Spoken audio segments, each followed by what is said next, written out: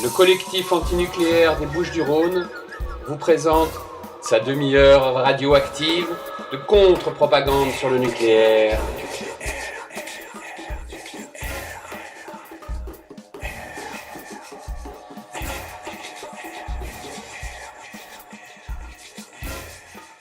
Bienvenue sur Radio Galère dans la demi-heure radioactive animée par le collectif antinucléaire des Bouches-du-Rhône les 2e et 4e mardis du mois à 14h15 et en rediffusion le jeudi de 12h à 12h30. Nous considérons que nous sommes tous et toutes des cobayes de l'industrie nucléaire et que nous sommes tous et toutes les victimes potentielles d'une prochaine catastrophe. C'est pourquoi nous pensons que nous n'avons d'autre choix que de nous informer et d'agir, et c'est ce que nous nous efforçons de faire ici. Alors, nous sommes aujourd'hui en ligne avec Jean-Marie Matagne de l'association ACDN, Action des citoyens pour le désarmement nucléaire, qui va nous aider à décrypter le discours sur la dissuasion atomique que François Hollande a prononcé sur la base militaire de Istres le 19 février dernier. Bonjour Jean-Marie. Bonjour Isabelle, bonjour à tous les auditeurs. Merci d'être avec nous.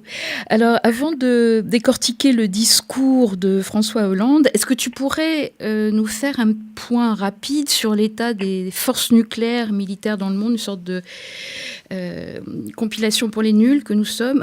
Combien de pays possèdent l'arme atomique officiellement et puis peut-être officieusement? Qu'est-ce que ça représente en nombre de têtes atomiques? Et puis peut-être aussi nous éclairer sur ce que c'est exactement que le traité de non-prolifération, ce qui va peut-être nous permettre de comprendre les choses dans la suite de l'émission. On peut commencer par ce point-là ? Oui, volontiers, oui. Écoute, actuellement, on peut dire qu'il y a 9 États nucléaires identifiés, enfin États qui possèdent, on appelle ça des États dotés d'armes nucléaires, EDAN. Il y en a 5 qui sont officiels. C'est par ordre d'arrivée les États-Unis, la Russie, la Grande-Bretagne, la France et la Chine. Et puis il y en a 4 autres qui se sont ajoutés par la suite et qui eux restent officieux. C'est par ordre d'arrivée toujours Israël, l'Inde, le Pakistan et la Corée du Nord.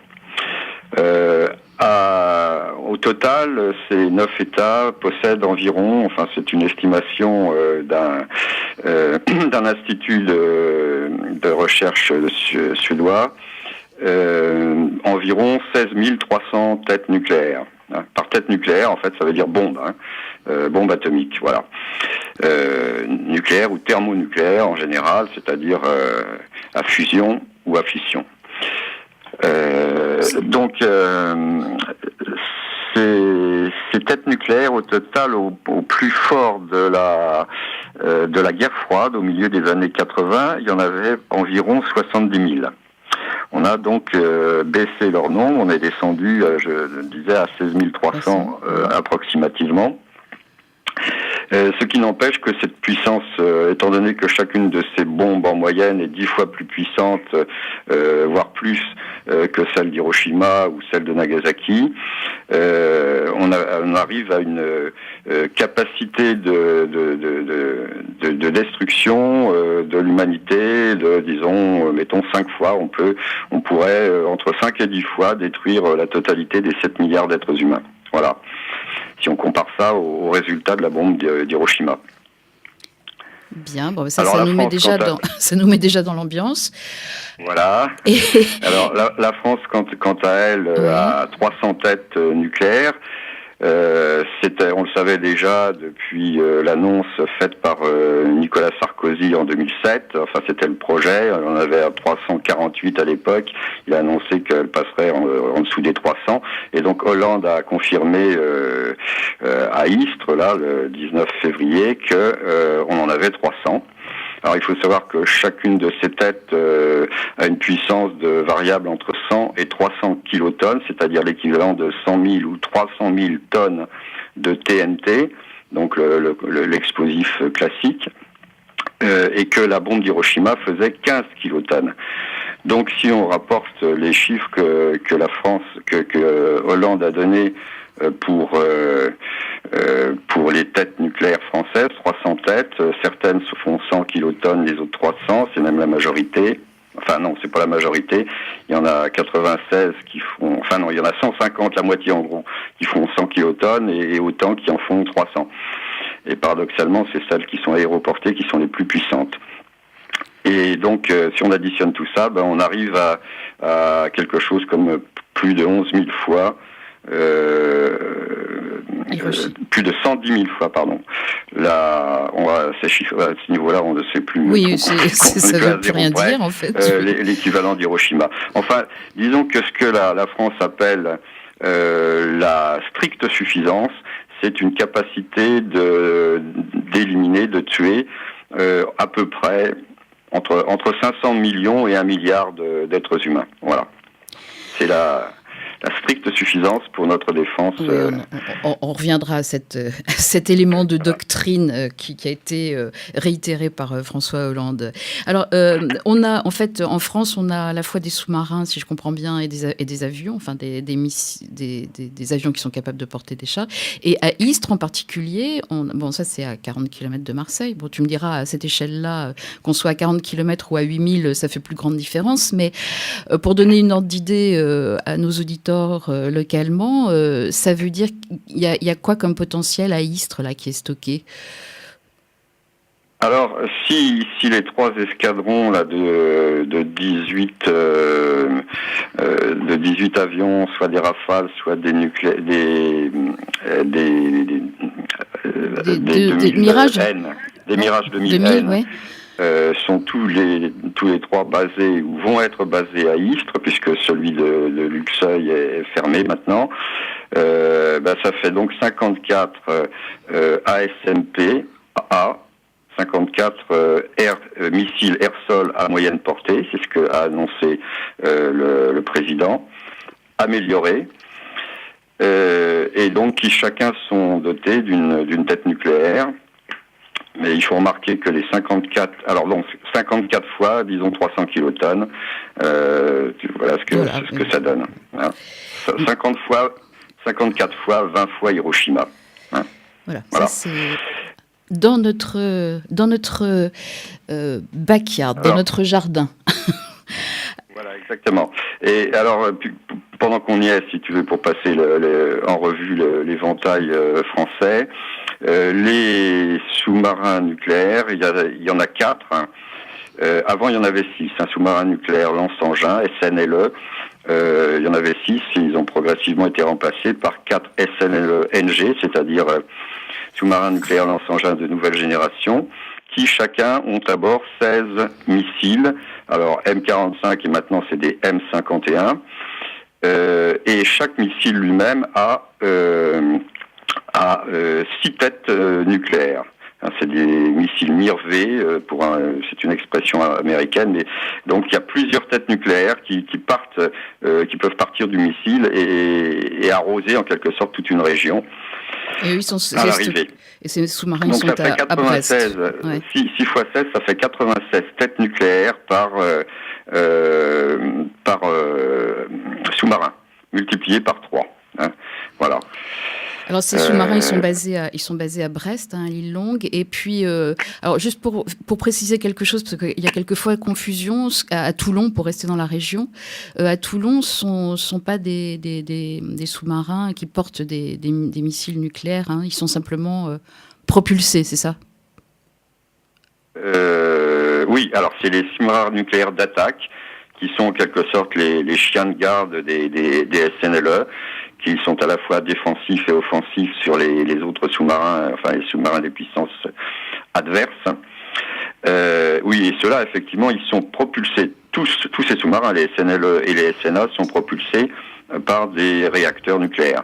Mais en principe, ils n'ont pas de charge nucléaire à bord.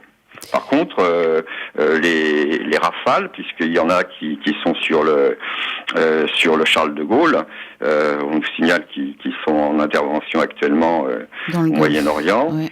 Eux, ils peuvent être équipés et ils sont probablement effectivement équipés, enfin peut-être pas en vol normal, mais ils peuvent être à tout moment équipés d'armes nucléaires. Alors, ça c'est l'état des lieux. Alors, on va commencer à passer au discours là, de François Hollande sur son discours sur la dissuasion nucléaire. Alors, il commence évidemment par resituer la dissuasion dans le contexte international, dans un contexte de tension. Tout ça, ça cherche à nous faire peur, hein, évidemment. Contexte de tension, augmentation des pays qui cherchent à se procurer la bombe.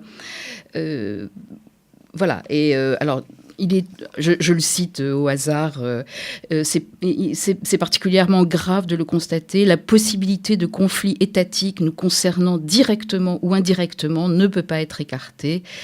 Dans le domaine du nucléaire militaire, de nouvelles puissances sont apparues ces 20 dernières années. Je continue. Oui, en l'occurrence, c'est l'Inde, le Pakistan et la Corée du Nord. Israël a été apparu à la fin des années 60, au début des années 70. Voilà. Oui.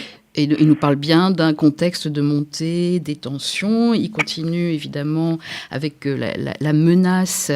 Alors tout ça, évidemment, dit en mots choisis. Je le cite encore. Certes, la France ne se sent pas directement agressée. Elle n'a pas d'ennemis déclarés, mais nous avons vu, je le rappelais, au cours des 12 derniers mois, la crise ukrainienne, la montée en puissance de Daesh, l'attaque informatique d'une ampleur inégalée contre Sony.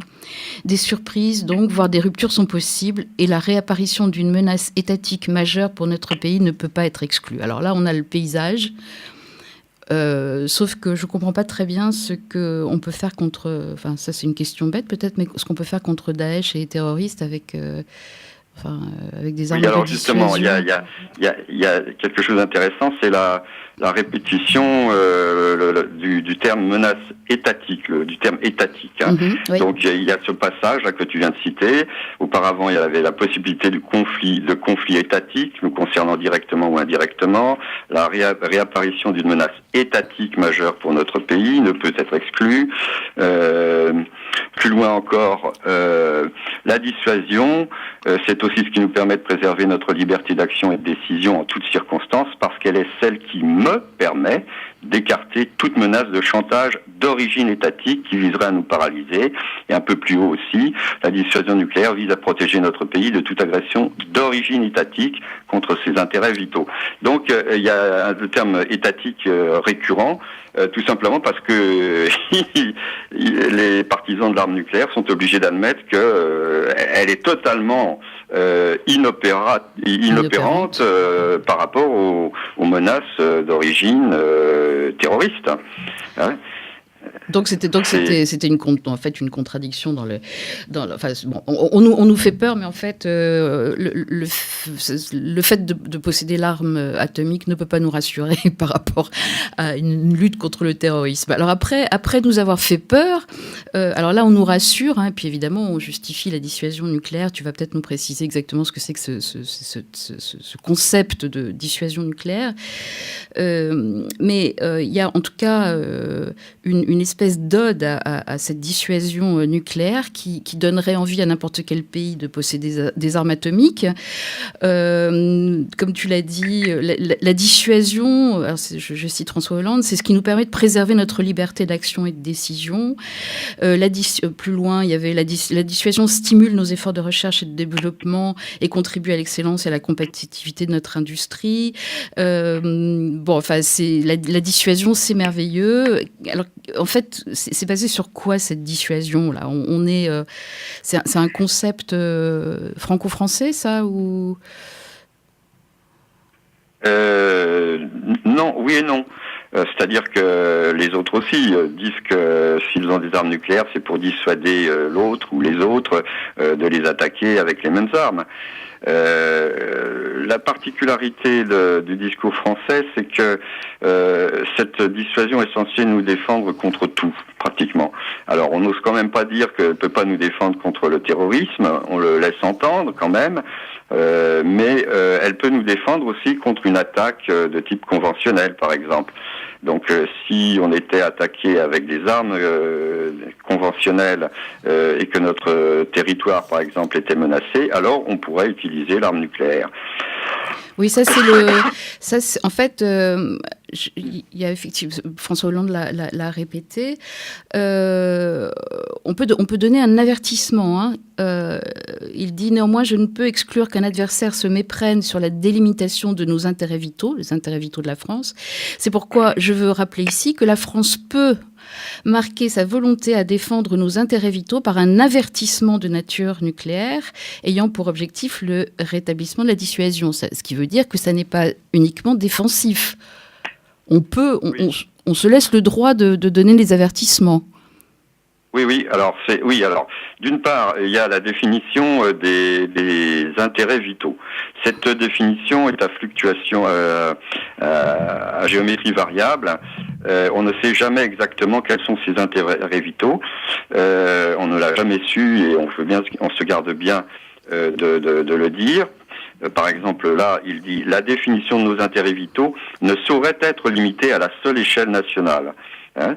Et puis, il dit plus loin, c'est nous qui décidons, c'est nous qui apprécions nos intérêts vitaux. Et ailleurs encore, il précise que nous, c'est lui. C'est-à-dire que c'est le chef de l'État qui apprécie à un moment ou à un autre si les intérêts vitaux de la France sont mis en danger et qui peut éventuellement, pour cette raison-là, utiliser l'arme nucléaire, y compris à titre d'avertissement. Ça rejoint pratiquement la position que Jacques Chirac avait adoptée dans son discours de l'île Longue de 2006, du 19 janvier 2006, où il étendait la notion d'intérêts vitaux pratiquement à tout, y compris par exemple si quelqu'un nous coupe le robinet de nos approvisionnements en pétrole, on pourrait considérer que nos intérêts vitaux sont en cause. Ou bien si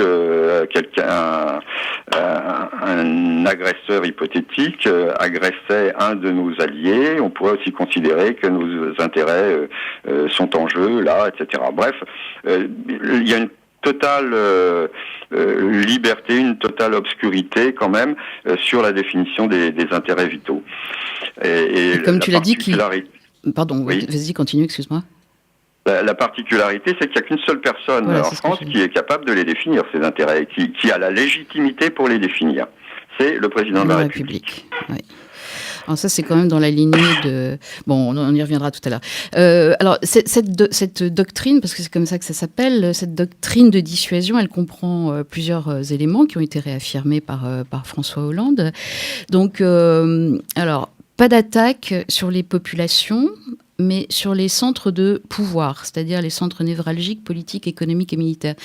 Alors ça, c'est avec des bombes atomiques, ça paraît... c'est faisable, ça ? Ah ben, ça c'est purement sémantique, hein. Mais c'est clair que les centres névralgiques, politiques et autres, en général, ils sont situés dans la capitale du pays. Hein. Alors il peut y avoir effectivement des centres militaires, par exemple l'île Longue, ça ferait une très belle cible pour un adversaire. On peut trouver l'équivalent sans doute dans la mer de Barents ou je ne sais pas où pour la Russie, etc. Mais dès l'instant qu'on dit que les centres en question, ça peut être des centres économiques ou politiques, il est évident qu'on met en question la vie purement et simplement des populations locales, quoi. C'est clair. Hein. Alors, un autre élément de doctrine, pas d'armes nucléaires contre les États qui non dotés de l'arme nucléaire, qui sont partis au traité de non-prolifération et qui respectent leurs obligations internationales de non-prolifération des armes de destruction massive. Alors ça restreint quand même le champ. C'est ce qu'on appelle les garanties négatives, c'est-à-dire pour rassurer en quelque sorte les États qui, dans le cadre du traité de non-prolifération, renoncent à se procurer l'arme nucléaire, on leur promet qu'on ne les attaquera pas avec des armes nucléaires. Donc ça, c'était une garantie qui a été donnée par la France déjà en 1995 et que Hollande ne fait que renouveler. Mais par contre, évidemment, un État qui serait soupçonné, imaginons l'Iran par exemple, qui serait soupçonné de vouloir se procurer l'arme atomique, et il n'a plus du tout cette garantie. Hein. Ça Donc on pourrait éventuellement l'attaquer avec des armes nucléaires si on considère que c'est un moyen de l'empêcher d'acquérir ces armes. Mais ce que je voudrais souligner, c'est que l'idée d'ultime avertissement, c'est-à-dire que quand on constate que un ennemi potentiel ne se laisse pas intimider par nos armes nucléaires, et c'est tout à fait compréhensible si l'ennemi en question est très agressif et qu'il a lui-même des armes nucléaires, parce que dans ce cas-là, il considère qu'il est protégé par ses capacités de représailles. Et s'il nous attaque et qu'il atteint par exemple l'Alsace, eh bien on lui envoie un ultime avertissement qui est donc une frappe atomique en théorie sur ces rassemblements de chars ou enfin sur ces troupes, ce qui veut dire que la stratégie française repose sur l'idée que la France utilise en premier l'arme nucléaire. Donc il faut bien comprendre que la stratégie française implique le recours en premier à l'arme nucléaire contre un éventuel agresseur, y compris s'il était doté d'armes nucléaires. C'est ce qu'ils appellent la légitime défense. Oui, c'est ça. Mais donc quand même une attaque en premier, un usage de l'arme nucléaire en premier. Sauf que Valéry Giscard d'Estaing avait fait faire des manœuvres en mai 1980 en zone occupée par la France de l'Allemagne de l'Ouest. Il y avait donc les bleus et les rouges, et les bleus, par hypothèse, avaient 4 fois moins de chars disponibles que les rouges. Donc assez rapidement, au moment des manœuvres, ils sont enfoncés par les rouges. Et le test était de savoir à quel moment les Français les bleus, disons, feraient appel à l'autorisation présidentielle pour utiliser des armes nucléaires tactiques, des armes de terrain, en l'occurrence des Plutons, des missiles tactiques à courte portée, pour équilibrer les forces de l'adversaire. Et finalement, les responsables d'état-major des Bleus a renoncé à faire appel à ça, avec ce raisonnement élémentaire que s'il utilise en premier les armes nucléaires tactiques, les gens d'en face en feront autant, et comme ils en ont encore plus que nous, ils vont écraser tout le monde. Et donc ils se sont dit, il vaut mieux se replier sur le territoire national, etc., et continuer à se battre avec des forces conventionnelles. Et Giscard d'Estaing, dans ses mémoires, poursuit la réflexion et il nous révèle qu'il s'était promis en son fort intérieur de ne jamais utiliser en premier les armes nucléaires, y compris en cas d'occupation de la France. Parce que, évidemment, contre un adversaire qui dispose lui aussi d'armes nucléaires, utiliser des armes stratégiques contre lui, et contre ses cités, c'est automatiquement quasiment provoquer la réciproque et disons provoquer la destruction de la France elle-même dont on est censé défendre les intérêts vitaux.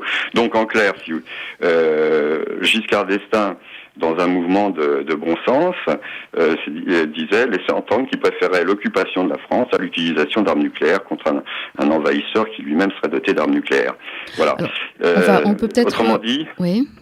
Autrement dit, et c'était ça en pleine guerre froide, au moment de la guerre froide même, la dissuasion nucléaire n'aurait pas fonctionné dans l'hypothèse d'un véritable conflit, et par conséquent, c'est une ligne Maginot. C'est une ligne Maginot qui coûte horriblement cher et qui n'est pas plus efficace que la précédente. Voilà. On va peut-être continuer, parce qu'il nous reste, malheureusement, ça passe très vite, une demi-heure.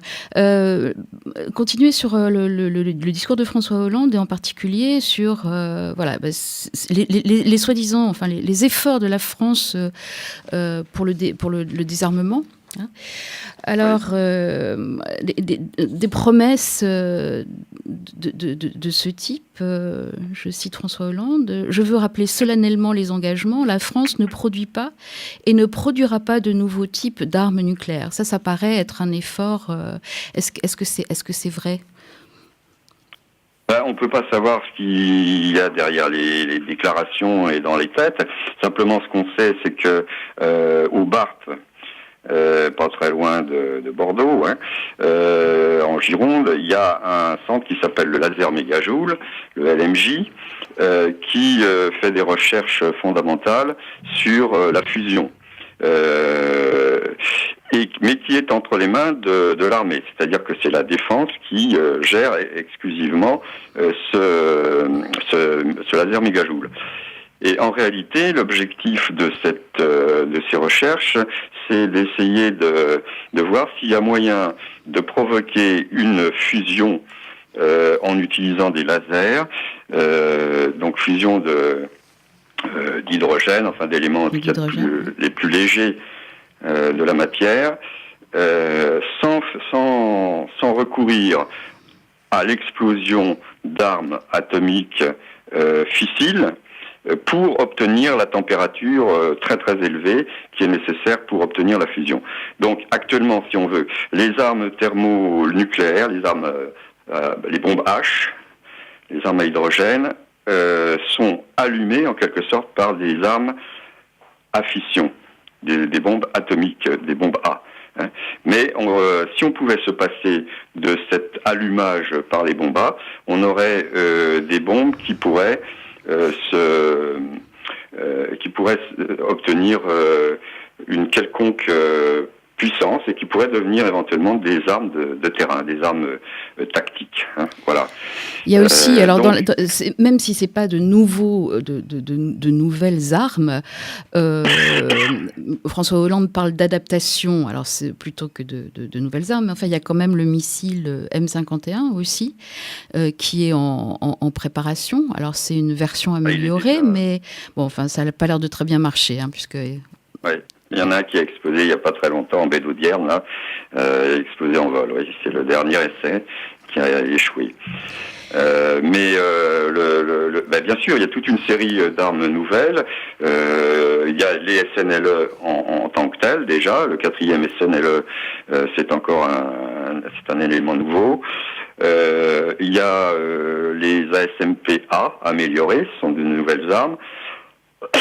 Il y a les têtes nucléaires océaniques, il y a le laser mégajoule et ses recherches, il y a RX, il y a la France ne cesse de poursuivre ce qu'on appelle une prolifération verticale, c'est-à-dire la modernisation de ces armes. Voilà. Et quant aux armes du futur, je pense pas qu'elles soient tout à fait en reste, notamment avec le LMJ. Voilà.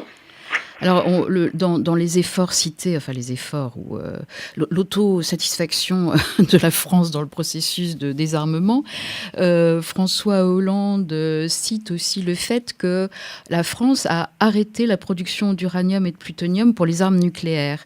Alors, est-ce que c'est, on en a discuté en préparant l'émission, est-ce que c'est un vrai effort ou est-ce que c'est simplement parce qu'on a un stock tel de plutonium que c'est plus la peine? Alors, c'est un effort qu'on demande aux autres, mais nous, on a suffisamment de plutonium pour...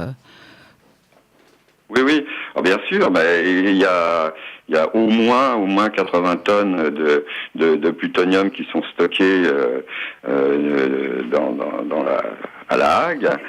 Et il suffit de 4 kilos de plutonium pour atteindre la masse critique et avoir une bombe atomique. Donc on peut en faire des milliers d'armes nucléaires supplémentaires et effectivement on n'en a absolument pas besoin. Alors ceux qui en ont besoin, c'est de matériaux fissiles, ce sont les candidats à se procurer des armes nucléaires. Donc c'est une façon de combattre la prolifération des autres sans pour autant se mettre du tout en danger sa propre prolifération pour la France. Mais François Hollande dit quand même, je partage donc l'objectif à terme de l'élimination totale des armes nucléaires, mais j'ajoute 2 points, quand le contexte stratégique le permettra. Si c'est pas de la langue de bois, ça.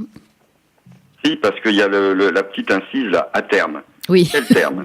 C'est ça le problème du terme. Alors, il dit ailleurs, il rappelle que la France a signé avec la Grande-Bretagne, avec le Royaume-Uni, le traité de Lancaster House, traité Teutatès, un traité de collaboration entre la Grande-Bretagne et la France pour au moins 50 ans de collaboration dans la recherche, la sécurité, soi-disant la sûreté des armes nucléaires. Donc, dans son optique à lui, il y aura des armes nucléaires françaises pour au moins 50 ans. Hein, voilà. C'est à terme, ça nous renvoie très très loin, quoi. Et quand le contexte stratégique le permettra, c'est-à-dire probablement, on ne voit pas ce qui peut se passer pour que le contexte stratégique change. Alors, il pourrait se passer quelque chose quand même, parce que les États-Unis et la Russie, alors jusqu'à ces derniers temps, jusqu'à l'affaire d'Ukraine, mais encore actuellement, sont tenus ont coopéré, disons, pour la réduction progressive de leurs arsenaux, puisque je disais tout à l'heure, on est passé de plus de 70 000 ou environ 70 000 à 16 300 têtes actuelles. L'essentiel de cet effort de désarmement, c'est les Russes, et même à l'exclusivité, pour ainsi dire, les Russes et les Américains qui l'ont fait en quantité. Il n'empêche qu'ils ont à peu près 90 à 95% encore des stocks. C'est eux qui ont la grande majorité de ces stocks. Maintenant, Obama avait fait mettre à l'étude par le Pentagone trois hypothèses. Il était prêt éventuellement à réduire les stocks actuels qui sont de 1700 et quelques têtes pour les armes nucléaires stratégiques de part et d'autre, hein, de les ramener à 1200, 700 et 300 ou 350. C'est-à-dire la dernière hypothèse, c'était le niveau de la France. Donc c'est pas du tout exclu que ça n'était pas exclu, parce que maintenant ça devient de plus en plus délicat, que les Russes et les Américains rejoignent peut-être un jour un niveau comparable à celui de la France. Le problème, c'est que pour aller dans ce sens-là, il faut vraiment avoir la volonté de désarmer totalement. Et pour ça, il faut que les États nucléaires s'entendent, commencent à négocier, se mettent autour d'une table de négociation pour mettre au point un programme de désarmement mutuel, mutuellement contrôlé, qui est normalement leur obligation d'après l'article 6 du TNP. Sauf que ce TNP est entré en vigueur en traité de non-prolifération. 1970. Oui. Hein, il va falloir qu'on commence à penser à conclure, Jean-Marie. Je suis vraiment désolée. Donc, en 1970, le TNP est entré en vigueur, et depuis ce temps-là, les 5 États nucléaires, il était d'abord 3, puis 4, puis 5, ne se sont jamais réunis une seule fois pour négocier un programme d'abolition de leurs armes. Hein. Voilà. Et c'est ce que maintenant les États non nucléaires revendiquent. Ils veulent maintenant affirmer l'interdiction des armes nucléaires, comme les autres armes de destruction massive, chimiques ou biologiques. Il faut que ces armes nucléaires soient interdites. Et il y a une montée en puissance de cette contestation des États non nucléaires, qui était à Oslo en 2013, qui était 127, je crois, si ma mémoire est bonne, qui se sont réunis à nouveau pour une conférence sur l'impact humanitaire des armes nucléaires à Nayarit au Mexique. Là, ils étaient 143, et en décembre dernier à Vienne, ils étaient 158. Et il y avait aussi, parmi eux, les 158, il y avait 4 États nucléaires, de l'Inde et le Pakistan, et puis pour la première fois, les États-Unis et la Grande-Bretagne. Mais pas la France. Malheureusement, mais pas la France. Voilà. Jean-Marie, je vais être obligée de conclure parce qu'il y a quelqu'un qui attend pour une émission juste après nous. Donc je vais renvoyer les auditeurs à votre site internet. Donc c'est www.acdn.net, et en particulier il y a un texte très intéressant qui s'appelle Mémorandum La France face au désarmement nucléaire, que tu as écrit en décembre 2014, justement pour cette convention. Et voilà, mais c'est une mine d'informations, si je peux utiliser le mot mine, sur le nucléaire militaire. Voilà. Écoute, Jean-Marie, je voulais te remercier. Je peux pas. Non, je suis vraiment désolée, je ne peux pas parce que il y a quelqu'un qui attend. C'est les chiffres que j'ai donnés tout à l'heure. Hein. Je me suis planté dans mes chiffres et bon, on n'a plus le temps de les corriger, mais voilà. Bon, de toute façon, je vous renvoie vraiment au site www.acdn.net. Et merci d'avoir été avec nous. Et je vais remercier Sidé à la technique. Et puis, vous pouvez retrouver toutes nos émissions depuis plus de 3 ans sur notre blog Collectif Antinucléaire 13. Voilà. Merci et bon courage à nous tous. Merci.